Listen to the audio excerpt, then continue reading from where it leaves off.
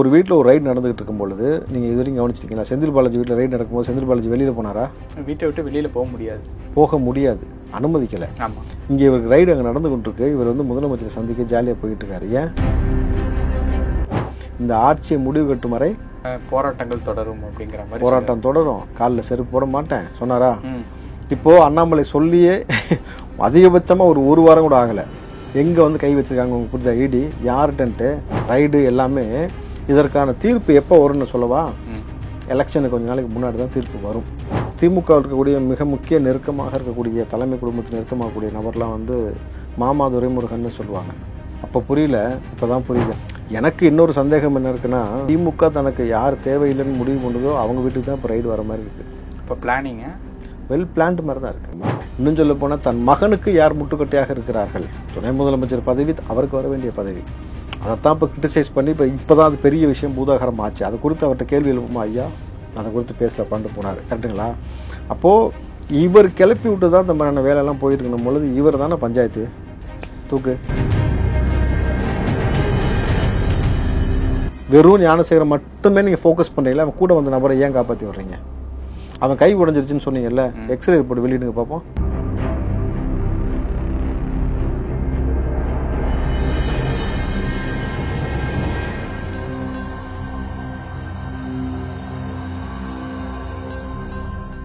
ரியலோ நேயர்களுக்கு வணக்கம். இன்று நம்மளுடைய நேர்காணலுக்கு காங்கிரஸ் கட்சியை சேர்ந்த திரு ராவுத்தர் இப்ராஹிம் அவர்கள் நினைச்சிருக்காங்க. சார் வணக்கம். வணக்கம். எப்படி இருக்கீங்க? நலமா இருக்குது. திமுகவினுடைய நீர்வளத்துறை அமைச்சராக இருக்கக்கூடிய துரைமுருகன் அவர்களுடைய வீட்டில் வந்து தற்பொழுது வந்து இடி ரைடு வந்து நடந்துகிட்டு இருக்கு. காலையிலேருந்து இந்த ரைடு நடந்துகிட்டு இருந்தாலும் நடந்துகிட்டு இருக்கும் போதே துரைமுருகன் அவர்கள் வந்து ஸ்டாலின் முதல்வர் அவர்களை வந்து மீட் பண்ணியிருக்காங்க. என்ன சார் நடக்குது? என்ன நடக்குதுன்னு அவர் சொன்னார். வந்திருக்கவங்க யாருன்னே தெரியல அப்படிங்கிற ஒரு விஷயத்த வந்து சொல்லியிருக்காரு. அவ்வளோதான் நீர்வளத்துறை அமைச்சருடைய அறிவு. ரொம்ப சிம்பிளாக புரிஞ்சுக்கிட்டா நீங்கள் அப்படி தான் புரிஞ்சுங்க. ஒட்டுமொத்த ஊடகத்திற்கும் தெரிஞ்சிருக்கிறது இடி ரைடுன்னு சொல்லிட்டு எல்லா இடத்துலையும் செய்தி வந்து கொண்டு இருக்கிறது. யார் வந்தாருன்னு தெரியாமல் தான் நீங்கள் வந்து முதலமைச்சர் சந்திக்க ஓடுறீங்களா? என் வீட்டுக்கு வந்திருக்கிறது யாருன்னே தெரியல அப்படிங்கிறாருன்னா இதுதான் ஒரு துறை ரீதியாக அவருக்கு இருக்கிற அறிவு. அவ்வளோதான். நீர்வளத்துறை அமைச்சர் இது வரைக்கும் நீர் மேலாண்மையை பாதுகாப்பதற்காக எந்த நடவடிக்கையும் தமிழ்நாட்டில் பெருசாக எடுத்தது கிடையாது. குறிப்பாக சிவகங்கை மாவட்டத்தில் நீங்கள் ஒரு குடம் தண்ணிக்கு பெண்கள் அலுவலப்படக்கூடிய காட்சியை நம்ம பார்த்துருக்கோம், பேசியிருக்கிறோம். ஒரு குடம் தண்ணிக்காக ஒரு நாள் முழுக்க பெண்கள் வந்து 5 கிலோமீட்டர் நடந்து போய் ஒரு நாள் முழுக்க ஊற்று பறித்து தண்ணி வர கொஞ்சம் கொஞ்சமாக எடுத்து குடத்தில் ஊற்றி தன் வாழ்நாளே ஒரு குடம் தண்ணிக்கே செலவு பண்ணக்கூடிய லெவலில் தான் மக்களை மாற்றி வச்சிருக்கக்கூடிய ஒரு அமைச்சர் தான் இந்த நீர்வளத்துறை அமைச்சர் துரைமுருகன் அவர்கள். இவர் தான் எகத்தாளமாக பேசுறதுல ஏகபோகமான ஒரு என்ன சொல்கிறது, கிட்டத்தட்ட எகத்தாளமாக பேசுறதுக்காக ஒரு ஆளுக்கு அவார்டு கொடுத்தோம்னாக்கா துரைமுருகன் கொடுக்கலாம். கரெக்டுங்களா? இப்போ சட்டமன்றத்தில் அவர் பேசினீங்க கேட்டிங்களா? எடப்பாடி பேசும்போது ஹேன்னு பேசினார், கவனிச்சிங்களா? அதுதான் எடப்பாடி சொன்னார், சரக்கு இல்லாட்டி இப்படி தான் பேச வேண்டியது. கிட்டத்தட்ட இந்த வீரவசனம் பேசுறது, நக்கல் பண்ணுறது, இன்னும் சொல்ல போனால் தமிழ்நாட்டு பெண்களை கேவலப்படுத்துவதில் திமுக முதலிடமாக விளங்குகிறது. வெறும் இவரை மட்டும் சொல்லிட்டு போயிட முடியாது. எத்தனை நபர்கள் இது சம்மந்தம், இந்த பாலியல் சம்மந்தமாக பார்த்தீங்கன்னாக்கா எவ்வளோ சர்ச்சை போய்கிட்டு இருக்கு, யாரெல்லாம் சம்மந்தப்பட்டிருக்காங்க, எந்தெந்த அமைச்சர் என்ன மாதிரி பேசியிருக்காங்க. அதை தாண்டி பெண்களை மிக இழிவாக ரொம்ப தரைக்குறைவாக ஒரு வார்த்தையை பேசிய நபர் யாருனாக்கா இவர் தான். அம்மாவுக்கு 1000 பொண்ணுக்கு 1000 ரகசியமாக பாய் ஃப்ரெண்டு வச்சுக்க, அவங்க கூட ஜாலியாக சுற்று, ஒரு தகப்பன் ஸ்தானத்தில் இருந்தாக்கா இந்த வார்த்தையை நீங்கள் சொல்ல முடியுமா? உங்கள் வயசு என்ன? 86. இப்போது இவரை வந்து மூத்த திமுக இருக்கக்கூடிய மிக முக்கிய நெருக்கமாக இருக்கக்கூடிய தலைமை குடும்பத்தில் நெருக்கமாகக்கூடிய நபர்லாம் வந்து மாமா துரைமுருகன்னு சொல்லுவாங்க. அப்போ புரியல, இப்போ தான் புரியுது அப்படின்ற மாதிரி. நீங்கள் ஒரு விஷயம் புரிஞ்சுக்கோங்க, தமிழ்நாட்டு பெண்களை வந்து நீ ரகசியமாக பாய் ஃப்ரெண்டு வச்சுட்டு சுத்துன்னு சொல்லி ஒரு அமைச்சர் இந்த வார்த்தையை பதிவு பண்ணலாமா? நீங்கள் அப்படி பேசுனது இவருடைய விளைவு உங்கள் மகன் என்ன பேசினாப்புல? இல்லை, அவர் வீட்டுக்கும் ரைடு போயிருக்காங்க. அதனால தான் போகிறாங்க, போகத்தானே செய்வாங்க. என்ன பேசினாரு? எல்லாம் பொம்பளைங்களாம் அப்படி பலபலன்னு இருக்கிறீங்க, 1000 ரூபா வந்துருச்சா கேட்டார்ல. இந்த கேள்வி கேட்டது யார்? ஏடா நீ கொடுக்குற 1000 ரூபா வாங்கி தான் வந்து இங்கே வந்து பெண்கள் பலபலன்னு பவுடர் போட்டு சுற்றுறாங்களா? இல்லை பவுடர் போட்டு சுற்றுற அளவுக்கு தான் தமிழ்நாட்டில் நீங்கள் வச்சுருக்கீங்களா? உங்களை நம்பி வெளியில் வரும்போது கறியை பூசிட்டு வர வேண்டியதாக இருக்குது. புரியுதுங்களா? மாறு இடத்துல கறியை பூசிட்டு வேறு மாதிரி வந்தால் தான் கை வைக்க மாட்டீங்களா அப்படின்ற மாதிரியே ஒரு நிலைமை தான் போய்கிட்டு இருக்கணும் பொழுது பலபலன்னு இருக்கிற என்ன தெரியுது பாருங்க, அப்பனுக்கும் பிள்ளைக்கும் வந்து ஒரு பெண்களை குறித்து பார்க்கின்ற பார்வை என்ன மாதிரியான பார்வையாக இருக்குன்னு ஒரு விஷயம் இருக்குல்ல. இன்றைக்கே அவருடைய மகனுடைய வீட்லேயும் வந்து இப்படி ஒரு ரைடு போயிட்டு இருக்கு. ஸோ தமிழ்நாட்டில் இது எப்போ உள்ள வழக்குக்காக வந்திருக்காங்கன்னு தெரியுமா? 2019 தேர்தல் நேரத்தில். 2019 அந்த தேர்தல் நேரத்தில் என்ன வழக்கு? தேர்தல் பத்திரப்பதிவு முறையில் ஒரு விஷயங்கள் மாட்டியிருக்கதா ஒரு தகவல். அதுக்கு பிறகு அளவுக்கு மீறின மண் அள்ளப்பட்ட வழக்குக்கு கிட்டத்தட்ட 5 IAS அதிகாரிகளை வந்து இடி அலுவலகத்தில் கூப்பிட்டு வந்து உட்கார வச்சாங்க. ஞாபகம் இருக்கா அவங்களுக்கு? 5 கலெக்டரை வந்து ஒரே நேரத்தில் வந்து இடி அலுவலகத்தில் உட்கார வச்சு இந்த மணல் திருடு குறித்தும் கிட்டத்தட்ட பார்த்தீங்கன்னாக்கா பெரிய விசாரணைக்கு உட்படுத்தப்பட்டது. அதாவது பார்த்தீங்கன்னாக்கா போலியான பில்லு, போலியான கையெழுத்து, ஒரே நம்பர் பிளேட்டில் 10 லாரிகள் ஓடக்கூடியது, இது போல் வந்து பல விஷயங்களில் வந்து முறைகேடு நடந்திருக்கு.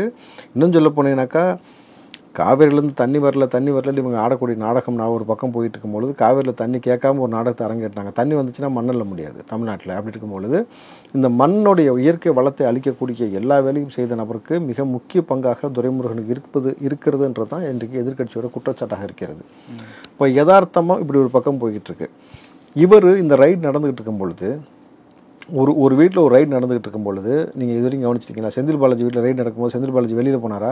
வீட்டை விட்டு வெளியில் போக முடியாது, அனுமதிக்கலை.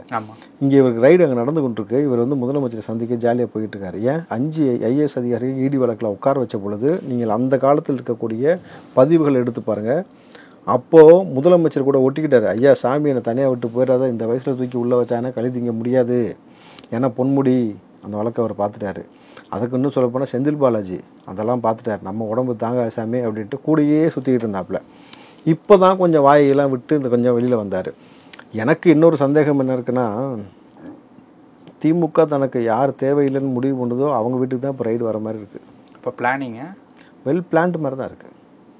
நீங்கள் திமுக தனக்கு யார் தேவையில்லை, யார் தலைவலியாக இருக்கிறது, இன்னும் சொல்ல போனால் தன் மகனுக்கு யார் முட்டுக்கட்டையாக இருக்கிறார்கள். துணை முதலமைச்சர் பதவி அவருக்கு வர வேண்டிய பதவி, அதைத்தான் இப்போ கிரிட்டிசைஸ் பண்ணி இப்போ தான் அது பெரிய விஷயம் பூதாகரம் ஆச்சு. அதை குறித்து அவர்கிட்ட கேள்வி எழுப்புமா, ஐயா அதை குறித்து பேசல பண்ணிட்டு போனார், கரெக்டுங்களா?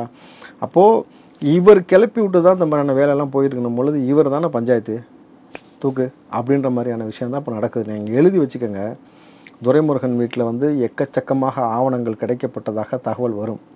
என்ன ஆவணம்னு கடைசி வரைக்கும் வெளியில் வராது, எவ்வளவு பணம் வந்துச்சுன்னு வெளியில் வராது. இதெல்லாம் அதாவது இடி தன் வந்த வேலையை முடிச்சுட்டு போயிடுவாங்க. அதற்கு அடுத்த கட்டமாக அதை பற்றின எந்த தரவுகளும் தகவலும் உங்களுக்கு பெருசாக வெளியில் கேதராகவும் ஆகாது. இவர் உள்ளே போவார்னு நினச்சிங்கனாக்கா சத்தியமாக நடக்காது. துரைமுருகன் வீட்டில் நடக்கக்கூடிய இந்த ரைடு என்பது கடுகளவு கூட அவரை பாதிக்காது. அதோட இம்பேக்ட் என்னவாக இருக்குன்னு பார்த்தீங்கன்னா நில் 0, அவ்வளோதான். இது வந்து எந்த மாதிரி போகும்னாக்கா, ஸ்டாலினை போய் பார்த்துட்டாரா, ஸ்டாலின் நேரம் மோடிக்கு ஃபோன் அடிச்சிருப்பார், என்ன சார் இது அப்படின்ட்டு, நீங்கள் இந்த மாதிரிலாம் பண்ணிகிட்டு இருக்கிறீங்களா, நல்லா இருக்கா அப்படின்ற மாதிரியான ஒரு விஷயம் பேசுவாங்க. வாங்க வச்சு பேச வேண்டிய இடத்துல பேசலான்னு சொல்லிட்டு போவாங்க. ஏற்கனவே செந்தில் பாலாஜியை பிஜேபியில் சேர சொல்வதாக வந்து நிர்பந்தப்படுத்துகிறார்கள்னு ஒரு செய்தி பார்த்தோம், ஞாபகம் இருக்குங்களா?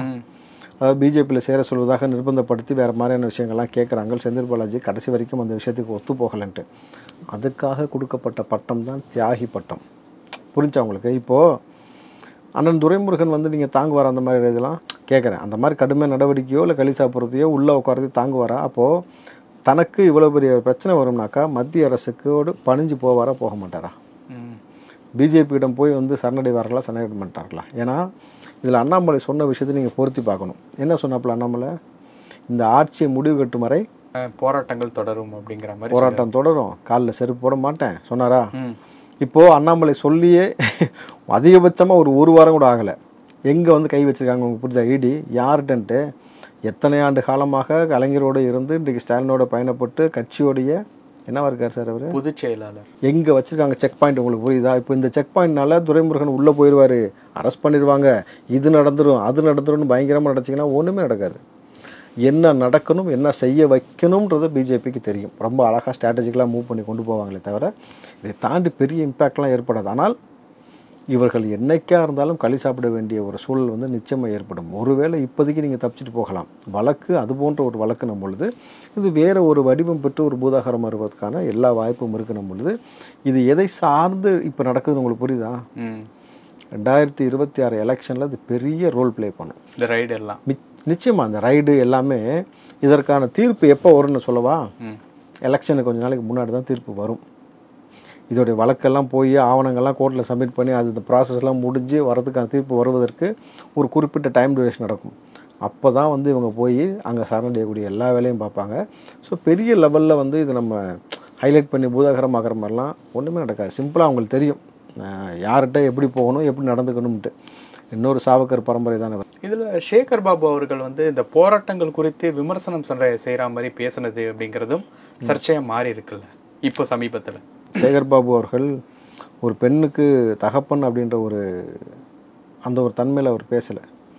தமிழ்நாட்டுடைய அமைச்சன்ற தன்மையிலே அவர் பேசலை. அறநிலைத்துறையில் இருக்கிறோம், ஆன்மீகம் வழியில் இருக்கிறோம்னு சொல்கிறக்கூடிய நபர் வந்து பேசக்கூடிய ஒரு கேவலமான சொல்லாடல் என்னன்னாக்கா, சுய விளம்பரத்திற்காக எல்லோரும் வந்து அண்ணா யூனிவர்சிட்டி வாரத்தில் போராடுறாங்கன்றாரு. இது எவ்வளோ வந்து ஒரு கேவலமான ஒரு பதிவுனாக்கா, ஒரு பெண் பிள்ளைக்கு இவ்வளோ பெரிய பாதிப்பு ஏற்பட்டிருக்கு. குறிப்பாக அதை செஞ்சவன் திமுகன்றது இப்போ பட்டவத்தமாக தெரிஞ்சு போச்சு. அவன் ஏற்கனவே கையில் துப்பாக்கியோடு அரெஸ்ட் ஆகிருக்கிறான். பல வீட்டில் வந்து கொள்ளடிக்கிறது தான் வேலையை வச்சுருக்கிறான். மாசுக்கு மச்சான் மாதிரி கூடையை சுற்றிட்டு இருக்கிறான். கூப்பிட்டு போய் சோறெல்லாம் போட்டுக்கிட்டு இருக்கிறான். இவ்வளவு மோசமான ஒரு சூழலை கண்டித்து நீங்கள் தமிழ்நாட்டில் எந்த பெண்களுக்கும் பாதுகாப்பு இல்லாத ஒரு சூழல் இருப்பதால் வந்து அதிமுக, பிஜேபி, இந்த பக்கம் பார்த்தீங்கன்னாக்கா விஜய் கட்சியாக இருக்கட்டும், இன்றைக்கு சீமானாக இருக்கட்டும், இப்போ அன்புமணியாக இருக்கட்டும், எல்லா நபர்களும் போராடுறாங்கன்னா அந்த கட்சி மட்டும் போராடல. அதை தாண்டி இங்கே இருக்கக்கூடிய ஒவ்வொரு பெண்களுக்கும் எல்லாருக்கும் இருக்கக்கூடிய நினைப்பு என்னன்னாக்கா எவ்வளவு மோசமான ஒரு ஆட்சி நடந்து கொண்டு இருக்கிறதுன்னு சொல்கிறாங்க. புரியுதா உங்களுக்கு? ஆனால் இதை வந்து ஒட்டுமொத்த பெண் சமூகத்தையும் இதற்காக போராடக்கூடிய நபர்கள் எல்லாத்தையும் கேவலப்படுத்துகிற மாதிரி ஒரு திமிர் பேச்சு. சுய விளம்பரத்துக்கு விளம்பரம் யாரா பண்ணுறது? விளம்பரம் உங்கள் ஆட்சி தான் வந்து விளம்பர ஆட்சின்றது நல்லாவே தெரியும். ஃபோட்டோ ஷூட்டு, வீடியோ ஷூட் எடுக்கிறது தான் உங்களுடைய வேலையாக இருக்கிறது. பெண்களுக்கு ஒரு பிரச்சனைனாக்கா, மணிப்பூரில் ஒரு பிரச்சனைக்குனாக்கா பொங்குறது, இங்கேனாக்கா பொத்திக்கிட்டு இருக்கிறது. கரெக்டுங்களா? மணிப்பூருக்கு பேசின மானஸ்தன்லாம் இன்றைக்கி எங்கே போனீங்க? உங்களுக்கு மானம் இல்லையா, மனம் இல்லையான்னு ஒரு கேள்வி இருக்குல்ல. ஏன் வாய் திறக்கலை? இன்றைக்கு போராடக்கூடிய நபர்களை கேவலப்படுத்தக்கூடிய ஒரு வேலையை பார்க்குறீங்க. திமுக காரன்னா எப்படி தெரியுங்களா? 2000 நோட்டுக்கு சமம். அவங்க தான் பெரிய ஆள். இப்போ ஆலமரம் பப்பா செம்ம வேல்யூப்பான் இருக்குது. கடைசியில் பார்த்தீங்கன்னா 10 காசு மக்களுக்கு பிரயோஜனப்படாது. அது இப்போ 2000 பிரயோஜனப்படுது. ஓப்பனிங் அவன் கிட்ட அப்படி தான் இருக்கான். ஃபினிஷிங் இவ்வளோ கன்றாவியாக தான் இருக்குன்றதுக்கு இது ஒரு பெரிய உதாரணம். இப்போ சேகர் பாபு அவர்கள் கொஞ்சமாவது ஒரு விஷயத்த மனசில் வச்சுக்கணும்.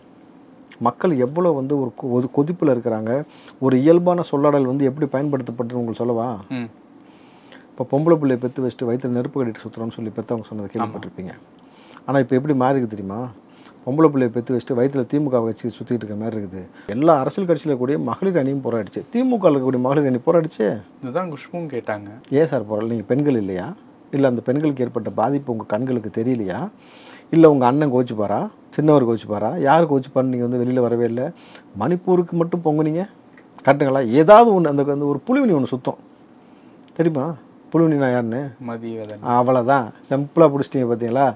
இன்ன வரைக்கும் அந்த பிள்ளை அதை பற்றி ஏதாவது பேசா? இல்லை இதை விட முக்கியமான அவளை பற்றி பேசி அவன் தம்பி ஒரு மீசக்காரல் சுற்றுவாப்பில் பயங்கரமாக பொங்குவாப்பில். ஈஷாவில் இருக்கக்கூடிய பெண்களுக்கு பாதுகாப்பு இல்லைன்னு ஒரு ஆள் பேசுவாப்பில். கேட்டுப்பட்டிருக்கீங்களா? யாருன்னு? மூத்த பத்திரிகையாளர் நக்கீரன் கோபால்.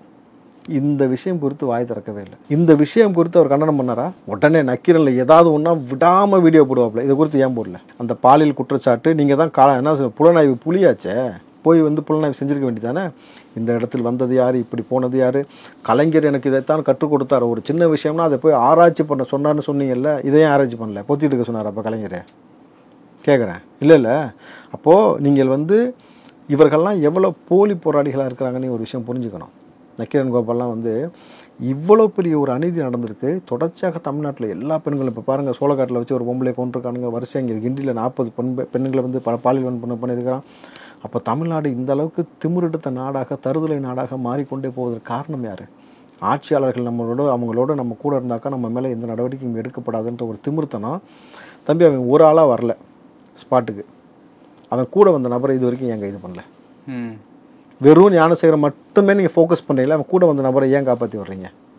அவன் கை உடஞ்சிருச்சுன்னு சொன்னீங்கல்ல, எக்ஸ்ரே ரிப்போர்ட் வெளியிடுங்க பார்ப்போம். வெளியிட முடியுமா உங்களால்? இப்போ கூட்டு போய் ஸ்கேன் பண்ணி எக்ஸ்ரே எடுக்க சொல்லுங்கள், கை உடஞ்சிருக்கா இல்லைன்னு தெரிஞ்சு போயிடும். அப்போது எவ்வளவு கபட நாடகம் போட்டு கொண்டு இருக்கிறார்கள். அந்த ஆட்சிக்கு முட்டு கொடுக்கறதுக்கு இன்னொரு ஆள் இருக்குது தெரியுமா? எந்த ஆள்னு? அண்டா ஒன்று குண்டா சுற்றிட்டு இருக்கும். கேள்விப்பட்டீங்களா?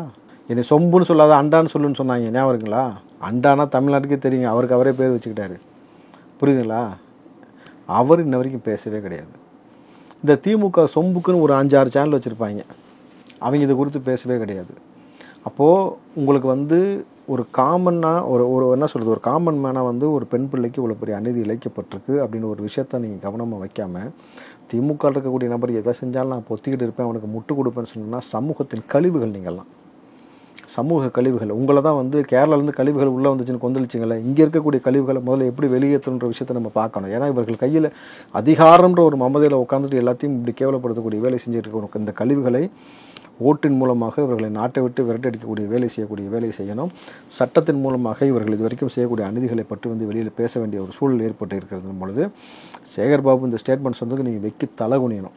உங்களுடைய லட்சணம் என்ன, திமுக லட்சணம் என்னன்றது பொதுமக்கள் புரிஞ்சுக்கங்கன்ற நான். இதை தொடர்ந்து சைதாப்பேட்டையில் வந்து லாட்ரி விற்பனை அப்படிங்கிற ஒரு விஷயமும் வந்து தற்பொழுது வந்து பேசும் பொருளாக வந்து மாறி இருக்கு.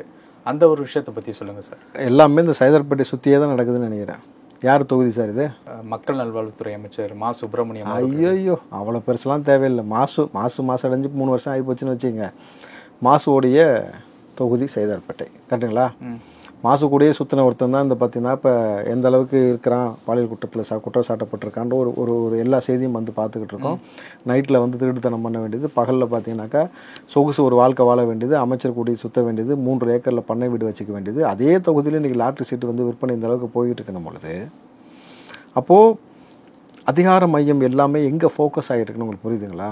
மாசு அவர்கள் இது வரைக்கும் அவருடைய செயல்பாடு சொல்கிறேன், இங்கே வந்து விழுப்புரம் மாவட்டம் வந்து நாசமாக போன பொழுது அவர் அங்கே போகாமல் உதயநாள்னு கொண்டாடிட்டு கிடந்தார்.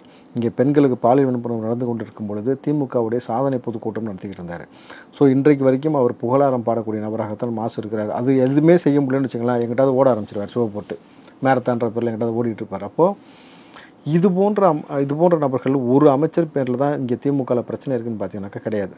எத்தனை நபர்கள் மீது இங்கே வழக்கு, எத்தனை நபர்கள் மீது பிரச்சனை. இப்போ துரைமுருகனாக இருக்கட்டும், பொன்முடி ஆகட்டும், ராசாவாக இருக்கட்டும், கனிமொழி ஆகட்டும், கேகேஎஸ் ஆகட்டும், கீதா ஜீவனாக இருக்கட்டும், இப்போ இந்த லிஸ்ட்டில் வந்து மாசு வந்துட்டாருன்னும் பொழுது இவர்களுடைய என்ன சொல்கிறது, இவர்கள் செய்யக்கூடிய அக்கிரமும் அந்த பட்டியல் எண்ணிக்கை ரொம்ப பூதாகரமாக போயிட்டுருக்கு. இப்போ இன்னொரு அமைச்சர் கூட அவருடைய உதவியாளரை வந்து ரொம்ப கேவலமாக பேசியிருக்காருல. யார் சார் அவர்? வேளாண் துறை அமைச்சர்.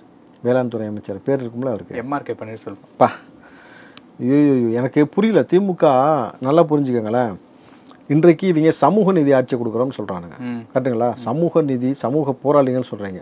தன்னுடைய உதவியாளரை செய்தியாளர் சந்திப்பு நடந்து கொண்டிருக்கு, ஒரு பொதுக்கூட்டம், அவ்வளோ கேமரா இருக்குது, எங்கே அந்த எருமாடு, ஏன்டா பேப்பர் எங்கன்னு கேட்குறாரு. நீ எருமாடுன்னு பேர் வச்சு கூப்பிட்றதுக்கு அவங்க பெற்றவங்க வந்து பேர் வச்சுருக்கிறாங்க. விடுதலை படத்தில் இந்த டைலாக் வரும் தெரியுமா உங்களுக்கு? நீ கூப்பிட்றது இல்லடா என் பேர், நான் சொல்கிறதான் என் பேருன்ட்டு.